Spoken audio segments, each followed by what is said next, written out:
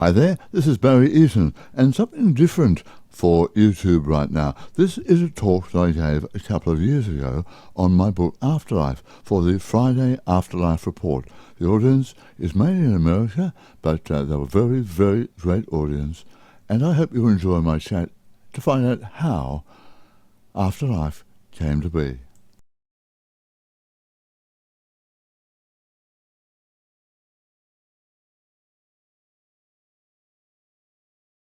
For inviting me back again. Good to see so many members of the group there. And it's very early in the morning here in Sydney, Australia, but we're all in this one way or another all around the world. What a lovely audience. Okay, so Afterlife was my very first book. I came up having failed law at university. Don't tell Victor, Wendy, that I failed law, will you?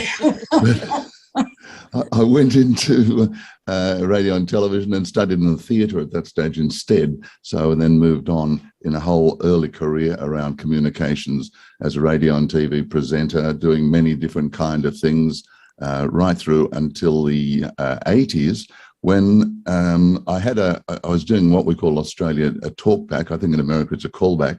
And I had a guest on there talking about numerology, Mark Gruner. And all of a sudden, the switchboard lit up like a beacon, like a Christmas tree.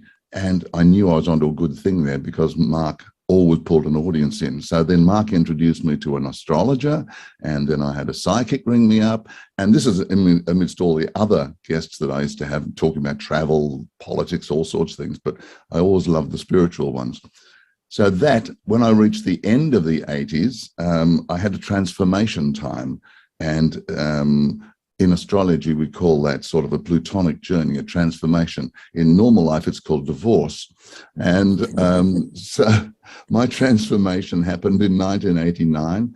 And then I decided to study astrology, which I did. I knew I had to go in a new direction because my life had changed totally. But I'd been opened up into this whole area, very much so, of the spiritual and connecting with the other side and so on. So I studied astrology, and then that led into doing some psychic work. I did part of this astrology course was tarot. So I found myself doing my very first reading at the Mind Body Spirit Festival in 1991, having just graduated with a diploma in astrology. So my very first client, if you like to say that, was at a great big professional festival, and I was as nervous as get out, as you can imagine. And but it all worked out really, really well. So things started to develop then. I'd put out to the universe to say, look, you know, I want a change of life. I want a change of direction. And I knew that there was something going to happen. And it started to happen exactly at that time that I asked for it. So it's not sort of putting out there, I want. I just opened myself up to it. And it came because it was the right time. And from there on, I started to get some downloads and started to get the feeling of connecting with the other side, all sorts of things. Then I met another lovely, lovely lady in 1993, Judy.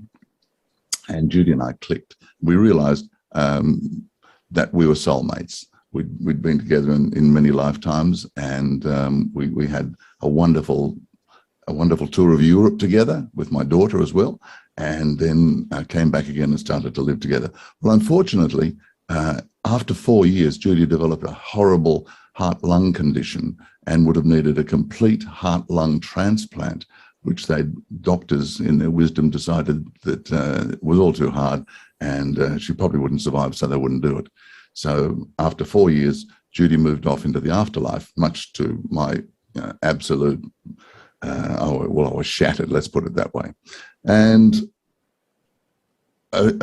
I'd started a radio program at that stage with Judy. We were living together, and we converted one of the rooms into a little studio. And I was going on a mainstream radio program here in Sydney, Australia. And we called it Celestial Power, I'm sorry, because we'd connected with her father, who was a bookie in spirit, and he gave us this wonderful, that's a bookmaker for those of you overseas, he gave us a wonderful tip on the races, and it came in at 14-1. So we realized that they were genuine. They were sending messages from the other side where you can get a 14-1 winner. unfortunately, Bill, his name was, that was it. He was not going to give us any more information. So, typical bookie. So, but then when Judy passed over, and I was absolutely devastated, of course, and I'd had a guest on the program who was a medium, and Ruth Phillips. Now, Ruth gave me some tremendous help, and because the family asked me to stand up and give the oratory, because none of them wanted to do it. So I got lumped with it. So, not only was I bleeding at the heart, but I also had to stand up with this oratory. Well, Ruth gave me this wonderful little speech to make, or little closing thing. And then afterwards told me that she'd seen Judy standing next to me as the funeral was progressing. So Judy and I'd done a few little psychic things together, events where I was invited along. So we connected spiritually and in every other way, really. So then about 3 or 4 months after Judy passed, Ruth rang me and said, would you like to talk to Judy? And I said, well, yeah, I'd love to talk to Judy, but she's only just passed over, She said, no, well, she's going to come through. So if you like to come to my place on Friday, then we'll connect with Judy. So, I was still in a really great state of mourning at that stage, as you can imagine, after just a couple of months. And after such a short time being with the wonderful lady of my life. And so I turned up at the house, and Ruth was standing sort of impatiently at the front door saying, you're late. And I said, oh, I'm terribly sorry. I must have mixed the time up. I'm a bit all over the place at the moment. So she said, come in. Look, there's a whole host of people in there waiting for you. And I thought, what do you mean a host of people? I came here to talk to Judy. I'm not giving a talk here or whatever. There's not an audience.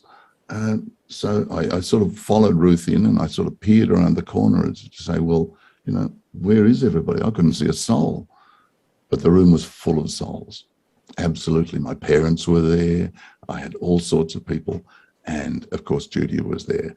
It was just her way. It was just before Christmas. It was her way of bringing me a Christmas present, I guess. And we were told through Ruth, and Spirit had given us permission to connect from there on, and a little technique how we could do it. We started off with automatic writing, and then it progressed, and it wasn't very long before Judy was coming through very, very quickly to me, very efficiently, and we started to communicate. And I communicate as a medium by thought. I don't always see a vision. I see a vision every now and then, but I connect mainly through clairaudience, which is clear hearing. So I get the messages very, very strongly, and quite often I'll see visions or see images that will confirm whatever it is. So this was the beginning of my work as a medium. This was back in 1997, so it's 24 years ago now. So Judy and I started to work together because I actually I was teaching journalism at a tertiary college at this stage, as well as being on radio. And I finally decided I was offered a job as executive producer of a large theatrical production, which was going to be a worldwide tour and all these sort of things. So I thought, oh, this is a nice change of direction.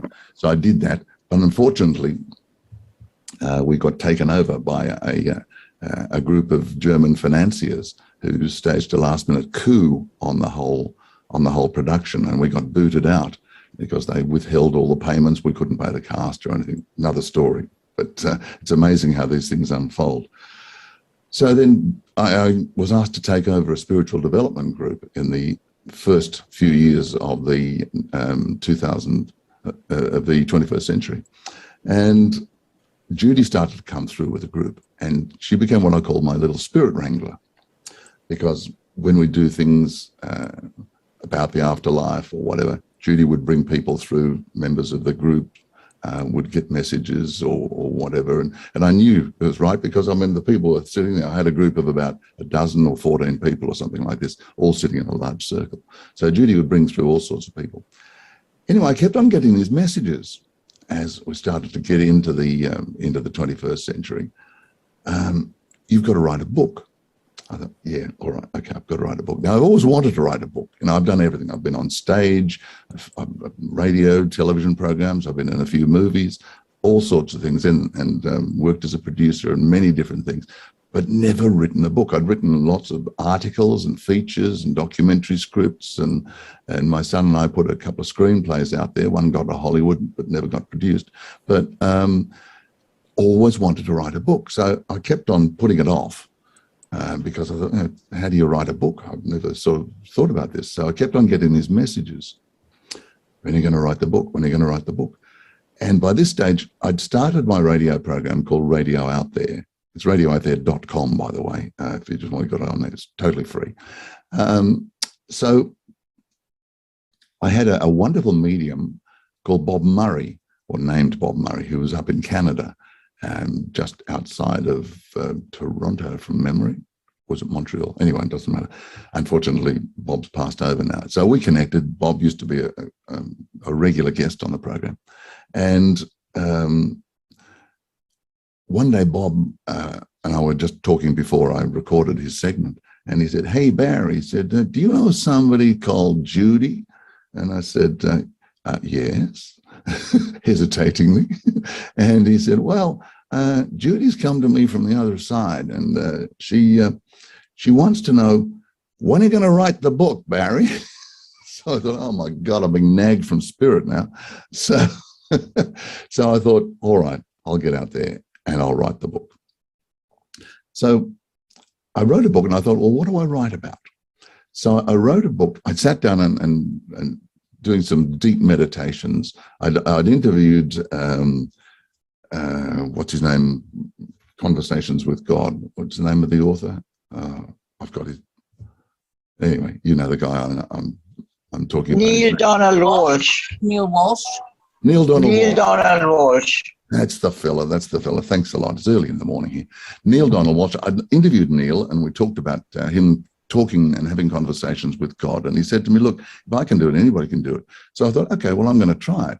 So I did. I connected. I had these wonderful crystals that I got in Brazil when I went to John of God's Casa in 2008. So I got these crystals, sat down and did some really deep meditation where I was able to raise my vibrations under instructions from the other side, and then move out there into exploring a few other dimensions. Now I got all of these feedback and some wonderful quotes from, I thought it was God. I don't know. It could have been my guide. It could have been an ascended master. It could have been anybody, but I got the messages very, very strongly, one after the other. And one of them was, the road to perfection is full of potholes. And I thought, I love it. The road to perfection is full of potholes. So I thought, that's it. That's the title for the book. And I did a whole various things. I thought, I'll just aim it at sort of a spirituality 101, so that anybody who wants to get into the whole scene here can read about it. And I explored all sorts of different topics. So I sent it off to a friend of mine, Maggie Hamilton, who was publisher at that stage at Allen & Unwin, one of Australia's leading publishing houses here. And Maggie had a look at it and came back to me and took me to lunch. And she walked in and she said to me, I was about to come here with the bad news that we were not going to do the book because there were just too many things. It was just a bit too all over the place. So, but she said, as I'm walking out the door to come and go to you for lunch, upstairs, as she calls it, upstairs contacted me and said, no, we want you to get Barry to write a book about life after death. So she sat down here and said to me, would you like to write a book about life after death? So I thought, well, nobody says to a publisher, no, I don't want to do that. So my first thought was, yes, I'll do it. So I did. And it all happened. It just flowed. I connected with Judy. I was regressed in various things. I got some wonderful spirit downloads. I also connected with an amazing man in spirit whom I'd known for a while. He was a former screenwriter and film producer here in Australia, John Dingwall. And one of his most famous films starred Jack Thompson, who was a very well-known actor out here. Anyway, John connected through Transmedium and came through in a whole lot of different sessions. And it turns out that John had been elected as what I term later on my spoke spirit. And he told me after a while that he was actually not just talking for him, but he was representing somewhere around about between 90 and 100 different spirits at various levels of the afterlife. So we would sit down and we would do hour and a half sessions where I'd sit there with the transmedium, and I'd take the transmedium down into a very, very deep state. He would move aside spiritually, and John would take over. And always I knew it was John because he would start the same way, and he had a little chuckle, and his voice, Kelly's voice would change. Kelly was the medium, and Kelly's voice would change, and John would come through. And it was absolutely fascinating, I've got to tell you, the information that came from the other side. And it just poured out. Every time we would have a session, all this new information would come out. Sometimes I'd be asking questions, and sometimes I'd go into a session thinking, yes, I've got to find out about this, and this. And John would immediately sort of override and say, this session, we're going to talk about so-and-so.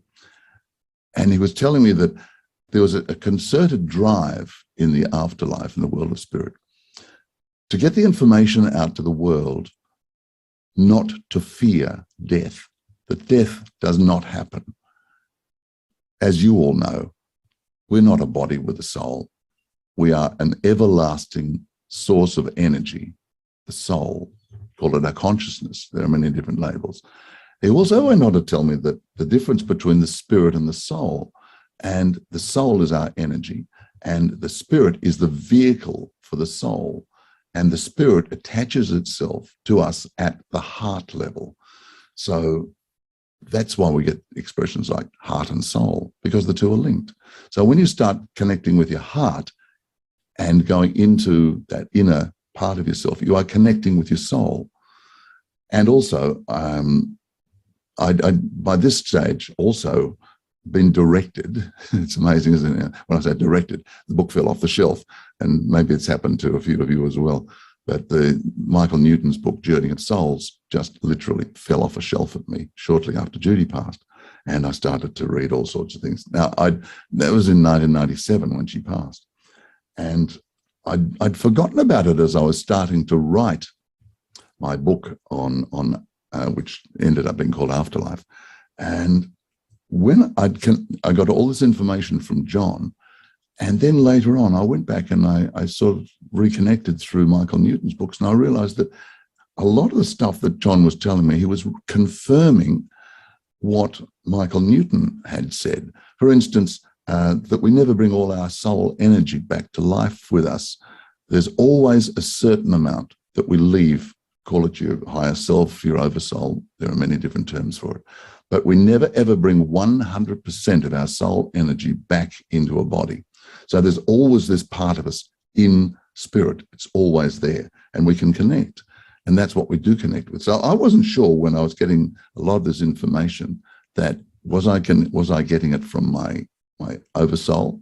Was I getting it from God originally when I was connecting, or whether I was getting it from guides or whatever? Maybe a combination. Maybe it's all tied up in one there. But anyway, this information flowed through. Plus, I started to get other things that happened. I was taken back to my immediately past life. And in my immediate past life, I was named Brian. I was a young English soldier. In 1916, I was in the trenches in France, fighting in that dreadful war to end all wars. That's a joke, isn't it? A war to end all wars. Anyway, Brian was part of the Battle of the Somme, which was on the 1st of July, 1916. And Brian was killed. And I was taken back in a very vivid recollection of getting up out of the trenches and walking. I mean, all the films and all the things have been running. No, they didn't. And I checked up afterwards, after I'd been given all this information about walking. And they said, yes, you walked. Or I didn't say, yes, you walked. They just confirmed in my research that the soldiers walked into this hail of bullets. And that happened to me, and as Brian.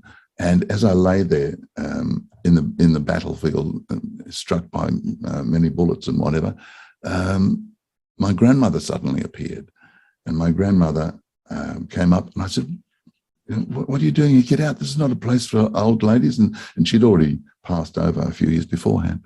And all of a sudden, then I realized that, yes, I died.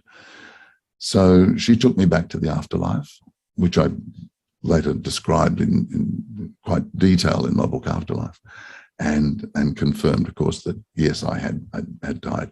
Then I was taken through into the whole journey, connecting with loved ones, the wonderful sort of reception that you get on the other side, then into the healing center, and then back into, with my guide in that lifetime, taken back into the world of spirit, and created my own house through my own thoughts, and then went on the whole afterlife journey, which I've described in Afterlife. So along with all the comments I got from John and the group, my own journey as Brian, and then going through the afterlife stage, reliving my life in between lives, all of a sudden I had this book, and there it was.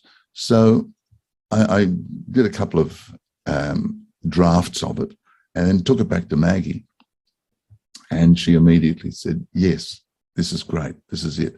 She went away then, because she's also an author, and Maggie is an earth angel. If anybody knows Maggie Hamilton, she's just the most wonderful person, because she'd been a book editor on my radio program for a while in the very early parts of radio out there at the 2000 turn of the century, actually, and which was still on mainstream radio at that stage. And then she decided to go back into publishing. So she did an edit for me before she presented it to the people at Allen and Unwin.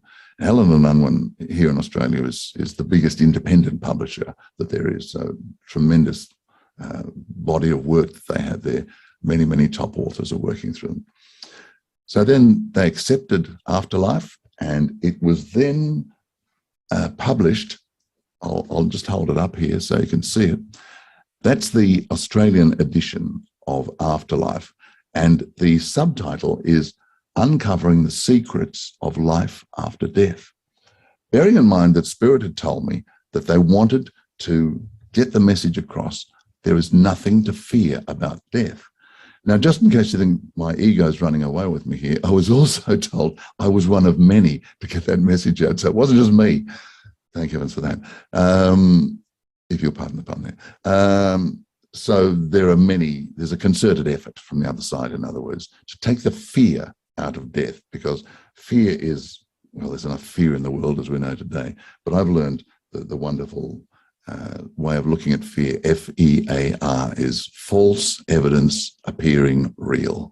And that applies to every fear in life, from just a fear of whether my relationship's going to survive, or whether my job's going to survive, or whether whatever, right through to the fear of so-called death.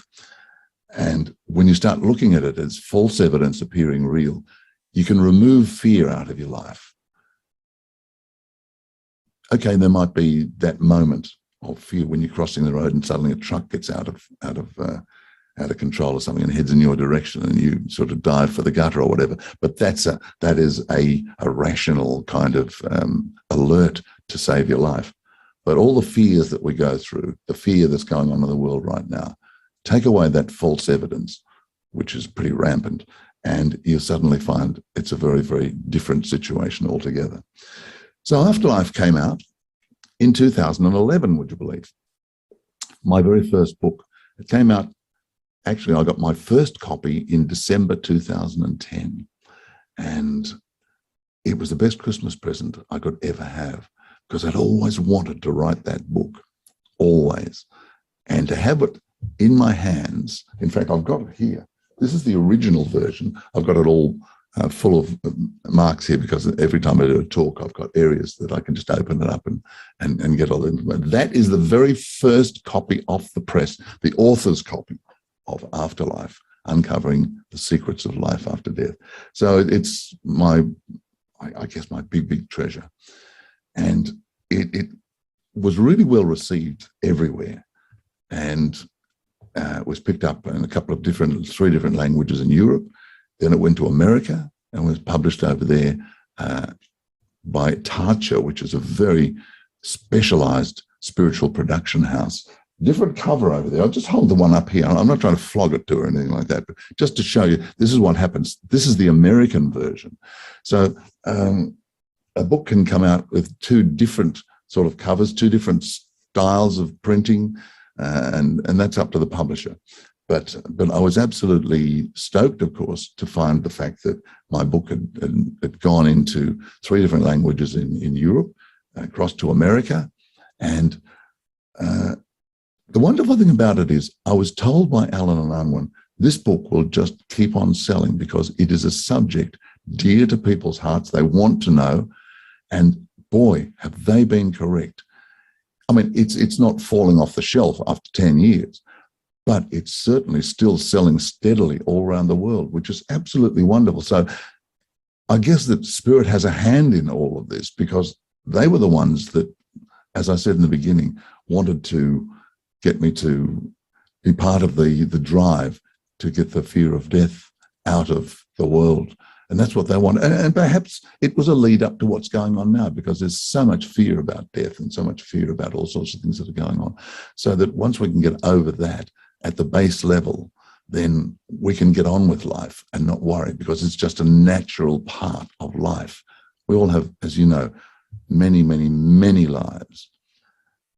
So after this was all over, and the book was published, it was getting out there, I connected again with Kelly. I was living near him at this stage. I'd moved up out of Sydney, up into the northern rivers of New South Wales, up near Byron Bay, not in Byron Bay. It's a bit of a hippie, sort of a joint Byron Bay. It was in those days anyway.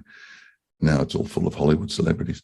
But I moved up there and I was able to go and work with Kelly over. He was running a wonderful place, a branch of John of God's Casa at that stage, and I was working with them in there as well.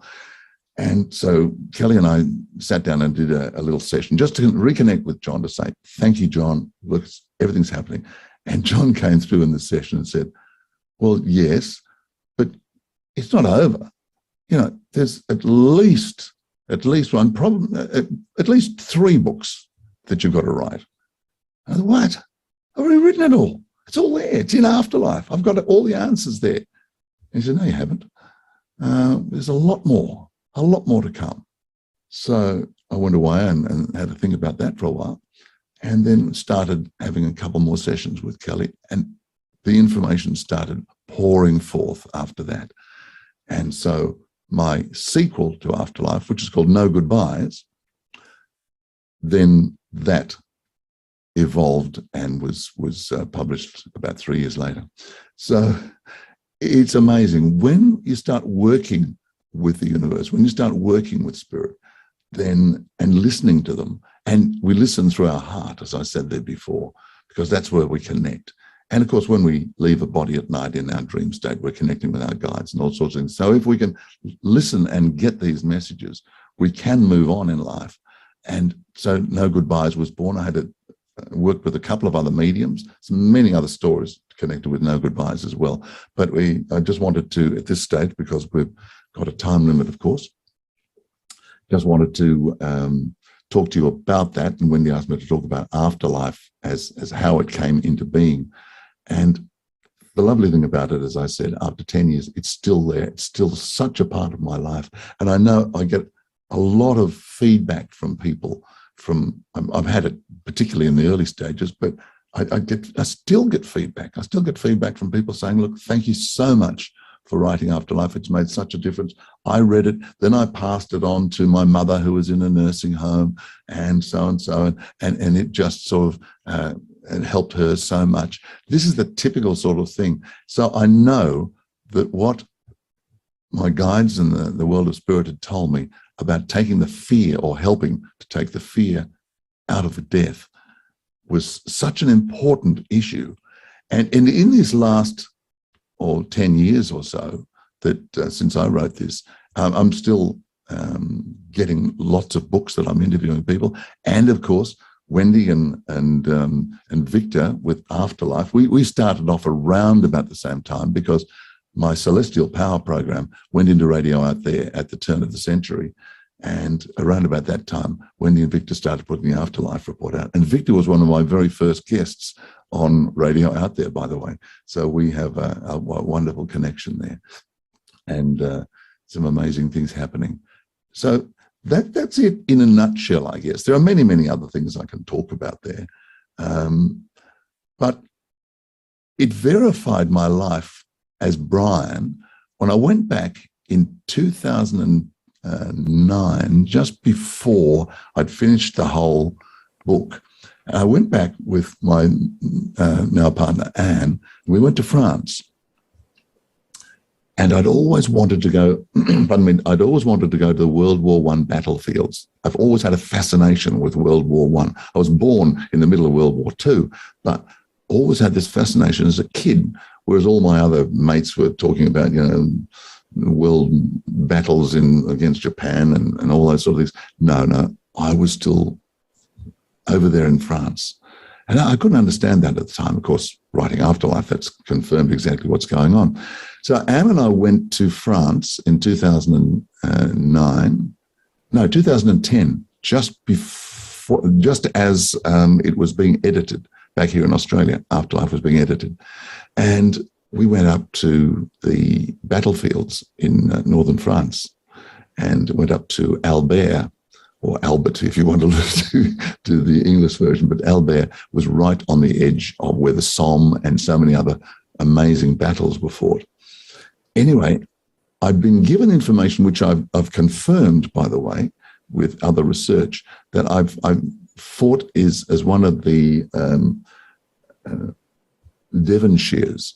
I was from the county of Devon, young Brian was, in the First World War. So we went out to where the Battle of Somme was fought and where the Devonshires were, and they had their own cemetery. And I went up there, we found this amazing guy who took us around the whole tour of the battlefields. And we went up into the Devonshires area. And as we walked over, all these gravestones were there, all these 18, 19, 20-year-olds and everything like that. And I was only 18 and 19 as Brian. And he said to me, over there is a mass grave. He showed me where it was. And he said there were so many people died on the first day of the Somme, Battle of the Somme, that they just didn't, and the battle continued for quite some time. So they just got a lot of the bodies mass grave. So I walked over, and as soon as I touched that area, walked onto that area where the mass grave is, the tears just poured out of my face. And I got a very strong message from Spirit. Yeah, the body of Brian is beneath your feet right now. I'm starting to feel a bit emotional now that I'm talking to you about it. So I came back and I wrote the afterword, which they were able to put in at the last minute to Afterlife. And that was my final confirmation, knowing the fact that it actually did happen. And I was Brian, and I know where I'm buried. And I was able to reconnect, and I was able to walk down into that area where Brian died under a hail of machine gun bullets. And it was that amazing moment in life that you can't explain these things. You can't do anything except accept them and go with them. And that really put the icing on the cake as far as I'm concerned. So there we are. That's the story of Afterlife. There's a lot more, of course. I could talk for ages, but I think you get the picture now. But the most important thing is taking the fear out of death. And that's what we're all doing as part of the Afterlife movement. So we're all working in the same area. Can you take us through the process of reincarnation? This is something a lot of people want to know. Do we actually plan our lives? And did you have any say in your life as Barry? That's a good point, Wendy, and I do mention this in Afterlife, actually. Yes, we go through and we are prepared for our next incarnation. And that incarnation might be on Earth, it might be on other worlds, because, a lot of arrogant people think that we are the only life in the universe. I mean, what a ridiculous thought that is. If this is the be-all and end-all of life in the universe, it's a pretty sad old universe, isn't it? But anyway, so we are helped along the way. And I know in my time just before I was told I was coming back to Earth, I was given the choice of 2 different lives. And one was in India and the other was the one that I'm in Australia now. And I obviously chose the one in Australia. So I was very pleased that that happened, because I would have been born at the time of the end of the British Raj. India, of course, got its independence in 1948. So that was a pretty wild time around there. So who knows what life would have been. I may have ended up, as a beggar on the streets, or I may have ended up, I don't think I would have, because I do believe that there was a purpose in this lifetime, and that's part of my life contract. And that's also what John told me, that we all have a life contract, and we agree to this. We agree to come back and face karma. We agree to come back and work with certain people, but we all have a life purpose, and we have this contract, call it an agreement if you like, to come back and do various things. And I know my life agreement is the fact that it would be about communications. And I could learn in the first part of my life how to communicate on radio, television, and so on. And then in the next part, to communicate what is probably the most important aspect of this life for me, is the whole area of spirituality.